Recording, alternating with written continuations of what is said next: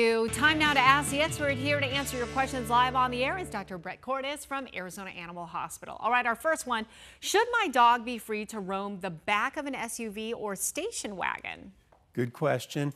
You have to balance the risk. If your dog does better off leash in that area, is more comfortable, it might reduce the anxiety. Yeah. But you also have to be careful if you do get into an accident. That could be putting you and your pet at bigger risk, right?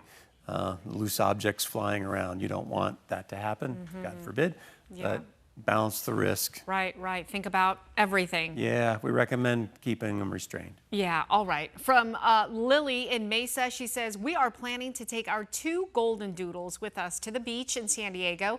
We've never done this before, and we will only take them to a designated dog beach.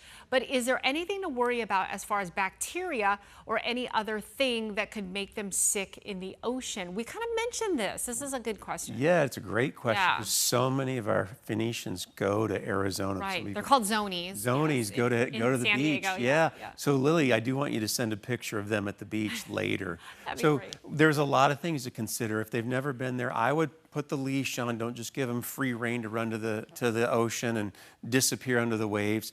We see a lot of things like drinking too much of the salt water really upsets the stomach.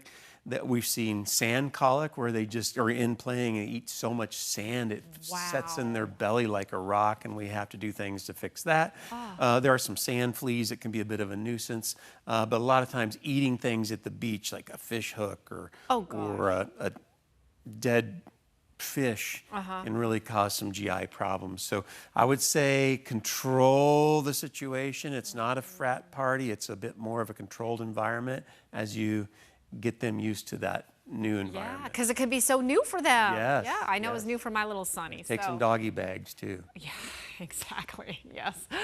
Next up, can you give a 32-pound Bernedoodle who licks one paw some Benadryl? And if so, how much? We talked about weight, and you got to be careful with the amount. Yeah, well, thanks for the picture. That's cute. Yes. So Benadryl works one of 2 ways. It will either work to relax your pet, or your pet may fight the effects of Benadryl, and it can hyperexcite your dog. Yeah. And that turns your trip into a nightmare. Same thing happens with children too. Yes. You've maybe heard. So I do a dry run at home, make sure it works. Just because it works the first time doesn't mean it'll work the second time. A 32-pound dog, I'd start with a children's dose of Benadryl, 25 milligrams. Otherwise, I'd be careful. Usually I say less is more. You don't need it. Yeah. You just work with commands and good obedience training, expectations of good discipline, so to speak.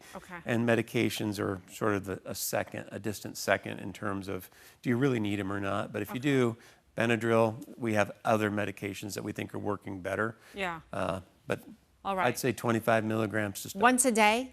You can do as needed? A couple times a day. A couple times a day? Yeah. All right. Yeah. Okay, thank you for writing in. Great one to have in your travel kit, though, for these things. That's another thing. You brought that up earlier, so thanks for the reminder.